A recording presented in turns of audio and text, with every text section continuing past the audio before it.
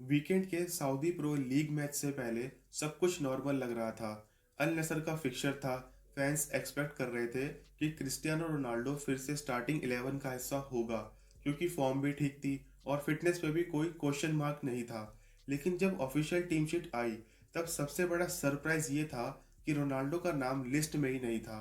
Naturally पहला reaction यही था कि शायद इंजरी होगी या फिर 41 ईयर्स ऑफ एज की वजह से कोचिंग स्टाफ ने रेस्ट देना बेटर समझा होगा।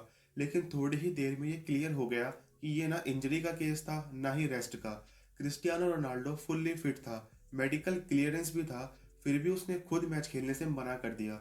ये डिसीजन सऊदी फुटबॉल के कॉन्टेक्स्ट में काफ़ी शॉकिंग था, क्योंकि रोनाल्डो जैसे प्लेयर का मैच बॉयकॉट करना सिर्फ तब होता है जब इशू काफ़ी डीप हो। जब ये बात सामने आई कि रोनाल्डो ने मैच किसी फिजिकल रीजन की वजह से नहीं, बल्कि फ्रस्ट्रेशन की वजह से स्किप किया, तब कंफ्यूजन और बढ़ गया। सवाल ये था कि आखिरकार ऐसा क्या हो गया जो एक सुपरस्टार को अपनी ही टीम के लिए खेलने से रोक दे।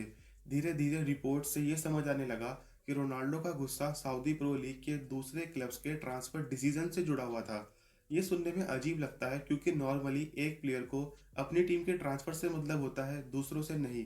लेकिन सऊदी लीग एक नॉर्मल लीग नहीं है, और यहीं से पूरी कहानी का असली कॉन्टेक्स्ट स्टार्ट होता है।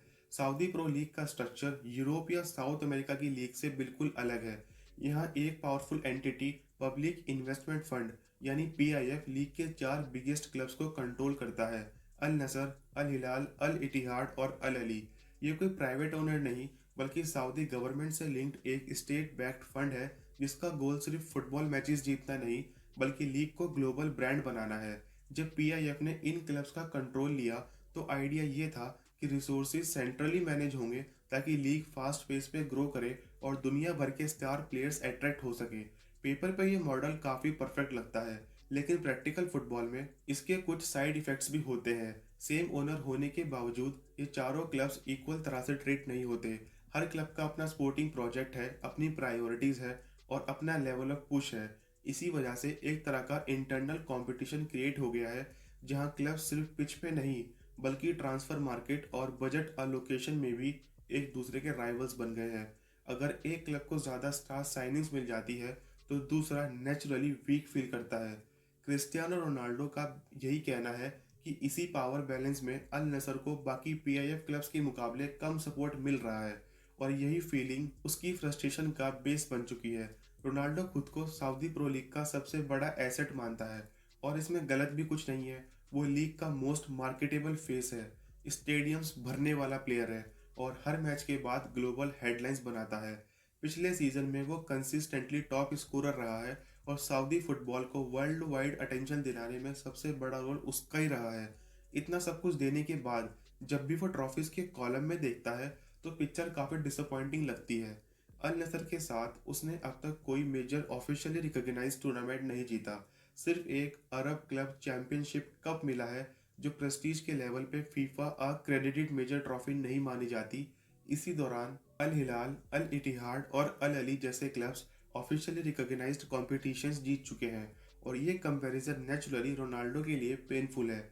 जनवरी ट्रांसफर विंडो ने इस डिसअपॉइंटमेंट को और ज़्यादा डीपन कर दिया। रोनाल्डो को एक्सपेक्टेशन थी कि मिड सीजन विंडो में अल नसर कुछ स्ट्रॉन्ग मूव्स करेगा, कोई बिग नेम साइनिंग लाएगा जो टीम को इमीडिएट टाइटल चैलेंजेस के लिए और पावरफुल बना दे। लेकिन रियलिटी में अल नसर ने सिर्फ एक लो प्रोफाइल साइनिंग की, जो मीडिया हेडलाइंस तक नहीं बन पाई। इसके अपोजिट अल हिलाल ने लगभग 91 मिलियन यूरोस खर्च करके हाई प्रोफाइल टैलेंट साइन किए, और अल इतिहाद ने भी 63 मिलियन यूरोस के न्यू प्लेयर ऐड कर लिए।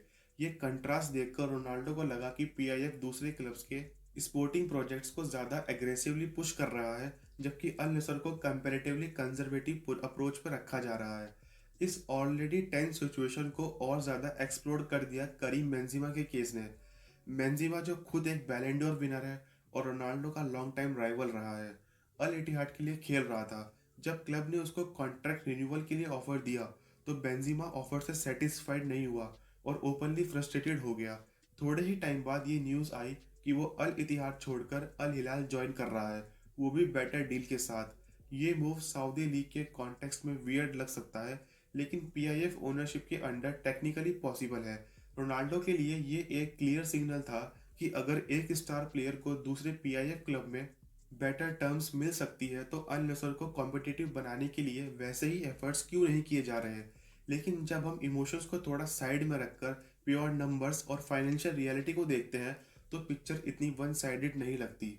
अल नसर की टोटल स्पेंडिंग अल इतिहाद से ज़्यादा है और सिर्फ अल हिलाल से कम है। मतलब ये कहना कि अल नसर को डेलिबरेटली नेगलेक्ट किया जा रहा है पूरी तरह एक्यूरेट नहीं है। असली डिफरेंस यहाँ पे रोनाल्डो की सैलरी क्रिएट करती है। क्रिस्टियानो रोनाल्डो लगभग 200 मिलियन यूरोस पर ईयर कमाता है, जो लीग के सेकंड हाईएस्ट पेड प्लेयर से 4 गुना ज़्यादा है। इसका सीधा मतलब ये है कि अल नसर का बहुत बड़ा बजट सिर्फ एक प्लेयर की वेजिस में चला जाता है और नेचुरली ट्रांसफर मार्केट में फ्लेक्सिबिलिटी कम हो जाती है। इसी वजह से अनफेयर ट्रीटमेंट का नैरेटिव थोड़ा वीक पड़ जाता है, क्योंकि फाइनेंशियली अल नसर ऑलरेडी अपना सारा बड़ा रिसोर्सेज एक ही प्लेयर पे स्पेंड कर रहा है। अगर क्लब ज़्यादा स्टार साइनिंग्स नहीं ला पा रहा तो उसका एक मेजर रीज़न ये सैलरी स्ट्रक्चर है। ये बात हार्श लग सकती है, लेकिन मॉडर्न फुटबॉल इकोनॉमिक्स में यही रियलिटी है। सुपरस्टार जितना ज़्यादा कमाता है उतना ही स्क्वाड डेप्थ पे कॉम्प्रोमाइज़ होता है। इन सब के बीच ये रूमर्स भी सर्कुलेट हो रहे हैं कि रोनाल्डो शायद सऊदी प्रो लीग छोड़ दे, लेकिन रियलिस्टिकली देखा जाए तो ये सिनेरियो काफ़ी अनलाइकली है। वर्ल्ड कप सिर्फ 5 महीने दूर है और रोनाल्डो को अपनी फिटनेस और रिदम मेंटेन करने के लिए रेगुलर कॉम्पिटिटिव फुटबॉल चाहिए। साथ ही 200 मिलियन यूरोस पर ईयर जैसी सैलरी दुनिया की कोई और लीग रियलिस्टिकली अफोर्ड नहीं कर सकती, एमएलएस भी नहीं। ऊपर से अल नसर अभी लीग टेबल में टॉप स्पॉट से सिर्फ 1 पॉइंट पीछे है। टाइटल रेस पूरी तरह से ओपन है, इसलिए स्पोर्टिंग रीजन से भी यहाँ से जाना लॉजिकल नहीं लगता। एंड में ये पूरी सिचुएशन एक क्लासिकल फुटबॉल पावर स्ट्रगल को रिप्रेजेंट करती है। क्रिस्टियानो रोनाल्डो जैसे सुपरस्टार को लगता है कि उसकी वैल्यू के हिसाब से सपोर्ट नहीं मिल रहा, जबकि सिस्टम अपनी फाइनेंशियल और स्ट्रक्चरल लिमिट्स के अंडर काम कर रहा है।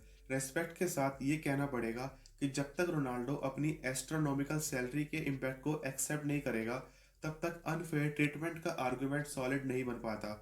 सऊदी प्रो लीग का इंटरनल पॉलिटिक्स और पावर प्ले चलता रहेगा, लेकिन एक बात क्लियर है, रोनाल्डो जैसे ग्लोबल आइकन के साथ एंड में कॉम्प्रोमाइज हमेशा होता है, क्योंकि उसके बिना लीग का ग्लोबल अपील भी अधूरा रह जाता है।